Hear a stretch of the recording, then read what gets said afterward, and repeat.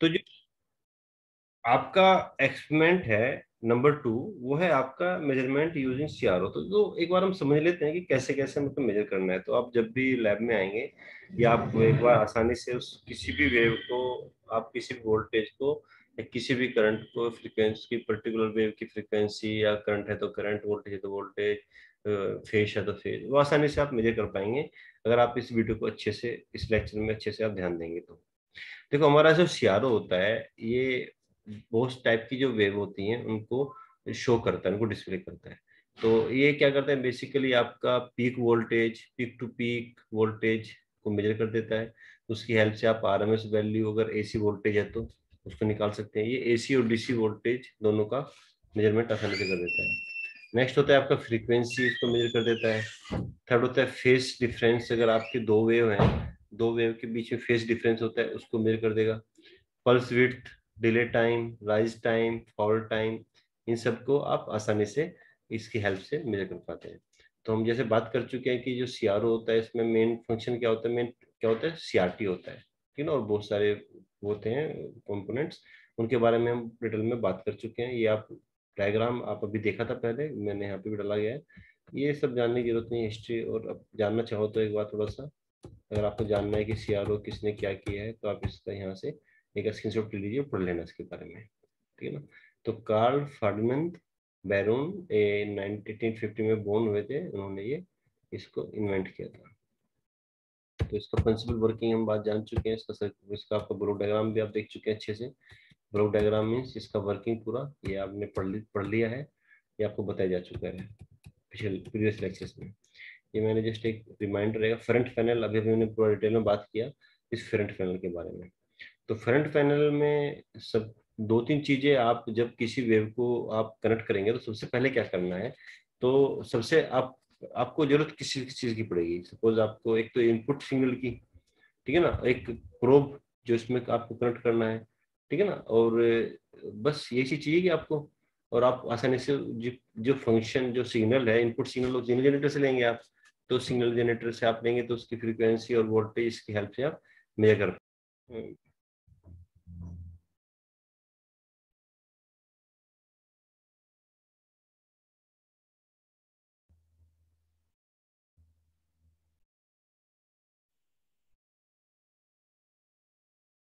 तो हमको सबसे पहले क्या करना है कि जो भी सिग्नल आपको मेजर करना है, वो आप ये जो फंक्शन जनरेटर आपको लेना होगा, फंक्शन जनरेटर से आपको प्रोब की हेल्प से चैनल 1 या चैनल 2 में वो प्रोब के साथ आपको कनेक्ट करना पड़ेगा, ठीक है ना।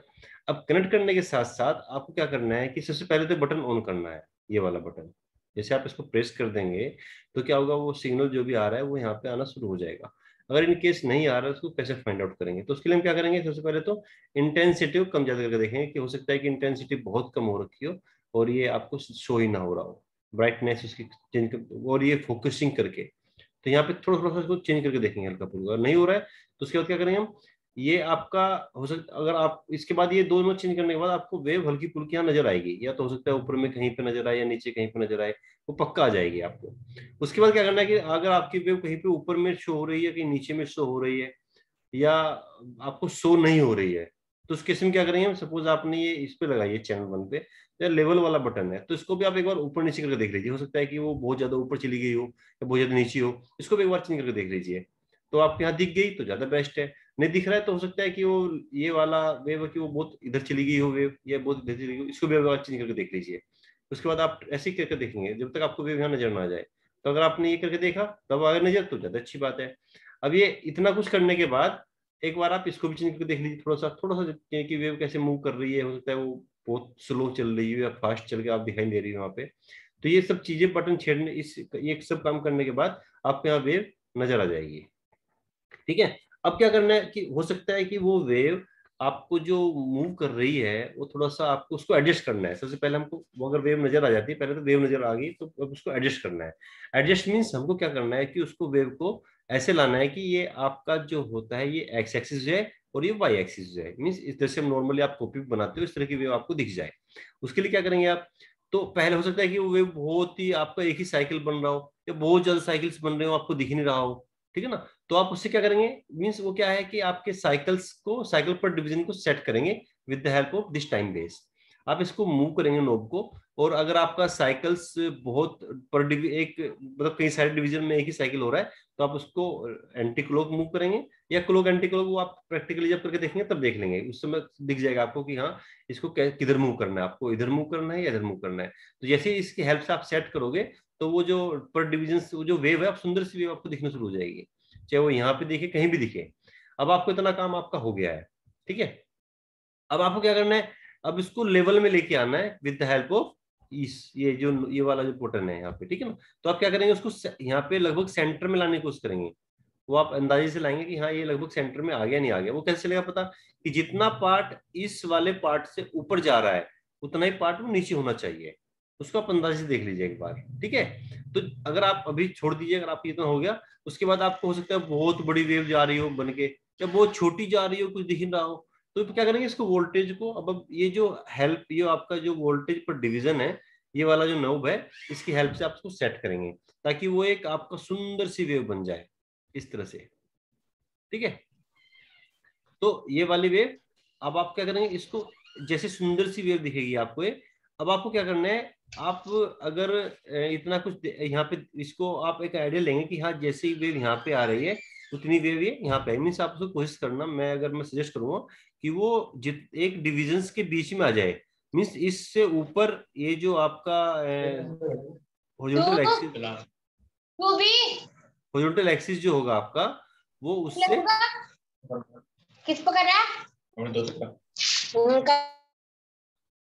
तो जो हॉरिजॉन्टल एक्सिस है ये वाली, इससे जितना डिविजन्स ऊपर है, उतना डिविजन्स वो नीचे हो, मीन्स वो सेंटर, ये वाला जो बिल्कुल सेंटर में आ जाए, ये वाली जो हॉरिजॉन्टल एक्सिस है, ये बिल्कुल सेंटर में आ जाए।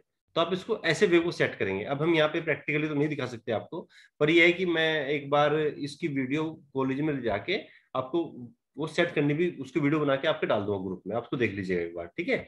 बाकी आप इसको देख लीजिए प्रैक्टिकली को कैसे कैसे करना है, थियोरेटिकली आपको समझा रहा हूँ, ये थ्योरेटिकली है, और प्रैक्टिकल आपका थ्योरेटिकली एक्सप्लेन करने की कोशिश कर रहा हूँ आपको मैं।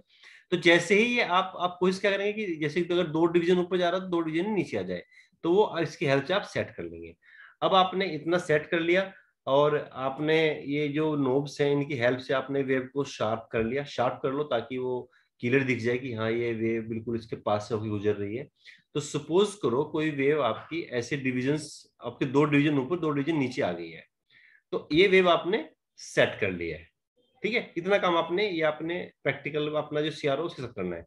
अब इस वेव को आप जस्ट देख लेंगे आपका सेट करके, अब आपका प्रैक्टिकली, अब आपका मैथमेटिकली वर्क शुरू हो जाएगा।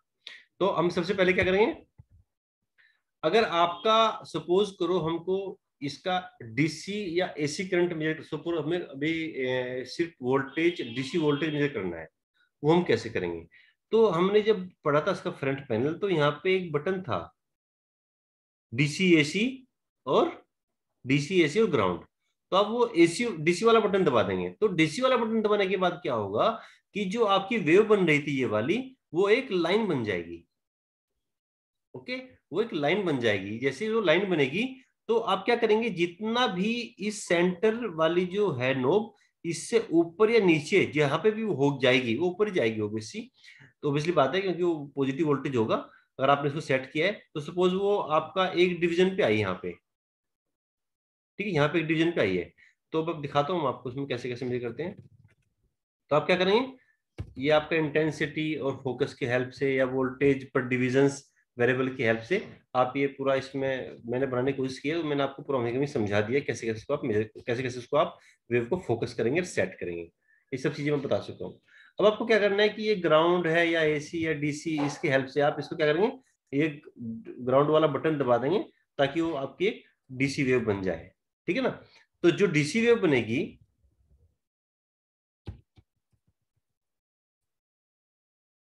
यहाँ पे इसमें दिखान रखा है, ठीक है। तो आप क्या करेंगे, उसके जितने भी डिविजन्स हैं, ठीक है, जैसे कि सपोज किया कि ये आपका यहाँ पे आ गई, तो 2 डिविजन्स हैं, तो आप इसको लिख लेंगे कि क्या आ रहा है, कि डीसी जो वोल्टेज आ रहा है 2 डिविजन्स पे आ रही है। अब आपको वोल्टेज वो 2 वोल्ट नहीं होगा, वो आप दैट 2 वोल्ट नहीं कहेंगे कि 2 वोल्ट हो गया है। अब आप क्या करेंगे, अब आप जाएंगे इस वाली नोब का, जो आपका ये वोल्टेज पर डिवीजन वाली नोब है, इसको देखेंगे कि ये कौन से नंबर पे आगे, ये जो उसका मार्क है यहाँ पे ब्लैक ब्लैक मार्क होता है कि ये कितना वोल्ट कितने वैल्यू पे सेट है। सपोज करो ये 1.2 पे सेट है, 1.2, तो आप क्या करेंगे कि 1.2 इंटू 2, तो ये क्या है एक्चुअली, ये है आपका वोल्टेज पर डिवीजन। मींस एक डिवीजन कितने वोल्टेज के इक्वल है 1.2, और हमारा कितने डिवीजन है 2 डिवीजन, तो हमारा क्या होगा वोल्टेज 1.2 इंटू 2 मीन्स 2.4, तो हमारा वोल्टेज क्या होगा 2.4। तो इस तरह से आप डीसी वोल्टेज मेजर कर लेंगे। अब सपोज आप एसी वोल्टेज को अच्छे से समझेंगे आप, अब आप एसी वाला बटन दबाएंगे और आपका इस तरह की वेव आएगी आपके पास ये, ठीक है ना, ये वेव इस तरह से आएगी। तो अब आप क्या करेंगे, अब आपका पीक टू पीक वोल्टेज आपको मेजर करना है, पीक टू पीक वोल्टेज, ठीक है। तो जो पीक टू पीक होगा ये एक्चुअली क्या होगा कि यहाँ से लेके मीन्स ये जो वेव यहाँ पे आ रही होगी ये वाला डिविजन, और कितने डिविजन में आ गए हैं, तो इसमें कितने डिवीजन आ रहे हैं 1 2 3 4, तो 4 डिविजन आए हैं। तो पीक टू पीक वोल्टेज कितने डिविजन के इक्वल है 4 डिविजन। और आपका जो फिर आपको वापस नोब देखनी है, वही नोब क्यों एक डिवीजन कितने इक्वल है, तो हमने क्या एग्जांपल लिया था 1.2 का, तो 1.2 पर डे एक डिवीजन कितना है 1.2, तो 4 डिवीजन कितना होगा 1.2 इंटू 4 दैट इज 4.8। तो ये जो पीक टू पीक वोल्टेज है कितना हो गया 4.8 वोल्ट। ये आई थिंक समझ में आ गया होगा आपको, ये जो ग्रीन है आपका इस तरह से आप देखना है, ठीक है ना। तो कितना हो गया हमारा peak to peak voltage, peak to peak का मतलब समझते हो, ऊपर के पीक से लेके नीचे के पीक तक, मींस पॉजिटिव पीक से नेगेटिव पीक तक का जो टोटल वोल्टेज है ये कितना हुआ पीक टू पीक वोल्टेज, इसको लिखते हैं वीपीपी, वीपीपी, ठीक है ना, पीक टू पीक वोल्टेज। तो इसकी वैल्यू कितनी आ गई हमारी 4.8 वोल्ट। अब ये आपका जो पीक टू पीक वोल्टेज है ये आपके जस्ट आप समझ लीजिए कि आपके जितना वोल्टेज होगा एक्चुअल में उसके जस्ट डबल के इक्वल है, इसके इक्वल है जस्ट डबल के। तो आपको जो वोल्टेज निकालना होगा, ठीक है ना, तो वो कैसे होगा, वो हो जाएगा वी जो आप पीक टू पीक आया इसका हाफ कर दीजिए 4.8 बाई 2 दैट इज 2.4, ये आपका वो वैल्यू निकल के आ गया। अब आपको सपोज आरएमएस वैल्यू निकालनी है, आरएमएस, तो आपने पढ़ा होगा इलेक्ट्रिकल में जो आरएमएस वैल्यू होती है वो क्या होता है V peak to peak voltage जो होता है अपॉन √2, अपॉन √2, तो वो निकल के आ जाएगी आपकी आरएमएस वैल्यू। तो ये थोड़ा सा मैथमेटिक्स करना है, मैंने यहाँ पे किया हुआ नहीं है, तो ये चीज आप अपने कॉपी पे आप कर सकते हैं। किस तरह से आप क्या करेंगे पीक टू पीक वोल्टेज और आरएमएस वैल्यू, आरएमएस वोल्टेज या पीक वोल्टेज मींस इस पीक टू पीक का आधा वोल्टेज, ठीक है ना, वो आप निकाल देंगे। ये आप इसको एक बार स्क्रीनशॉट लीजिए और उसको पढ़ भी लेना अच्छे से। इसका ले लीजिए, ठीक है, इसका स्क्रीनशॉट लीजिए, आपको जो भी दिख रहा होगा आपकी स्क्रीन पे, इसको आप अच्छे से देख लीजिए कि हाँ कैसे कैसे इसको मेजर करना है, जो मैंने आपको अभी समझाने डिक्टेट करने की कोशिश करी है उसको आप देख लीजिएगा। देखो प्रैक्टिकल है, थोड़ा सा मुश्किल हो जाता है इस तरह से यहाँ पे सारी चीजें एक्सप्लेन करना, पर यह है कि मैंने कोशिश करी है कि थोड़ा सा समझ में आ जाए आप लोगों की।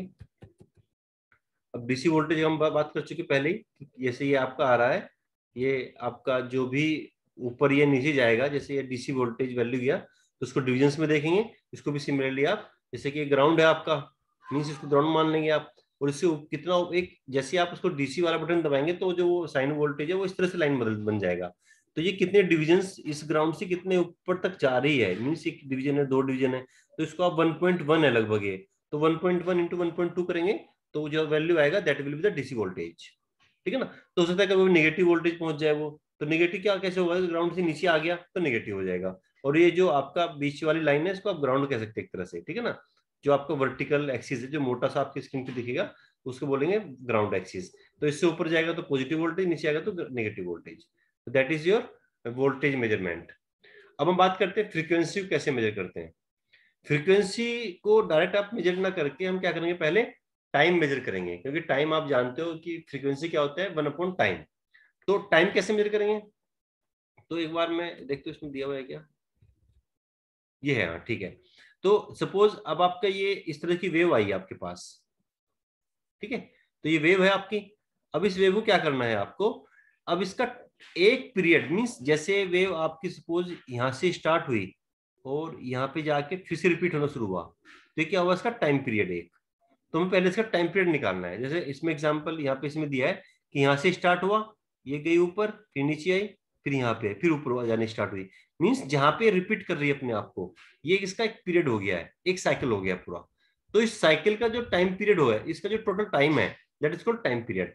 अब हमें टाइम पीरियड निकालना है, तो हम क्या करेंगे पहले पहले अपना इसको ट्रेस करेंगे एक तरह से, या आप इसको डायरेक्ट आप कोशिश करेंगे देखने की कि कितने डिवीजन। आप इसको पहले जो वर्टिकल एक्सिस है किसी एक को रेफरेंस ले लेंगे। तो हमने क्या किया, मैंने क्या किया यहाँ पे इसको रेफरेंस ले लिया, इस वाले एक्सिस को जहाँ पे कर्सर है, और यहाँ से हमने अपना ट्रेस करना शुरू किया और वापस उस पॉइंट तक आए जहां पर ये फिर से रिपीट करना शुरू किया। अब हमने इसको एक लाइन खींची, जैसे ब्लू कलर की लाइन यहाँ पे दिख रही होगी आपको, एक लाइन खींच ली। अब इस लाइन में हमने देखा कि कितने डिविजन्स आ रहे हैं, ये वर्टिकल डिविजन्स, ये वाले डिविजन्स।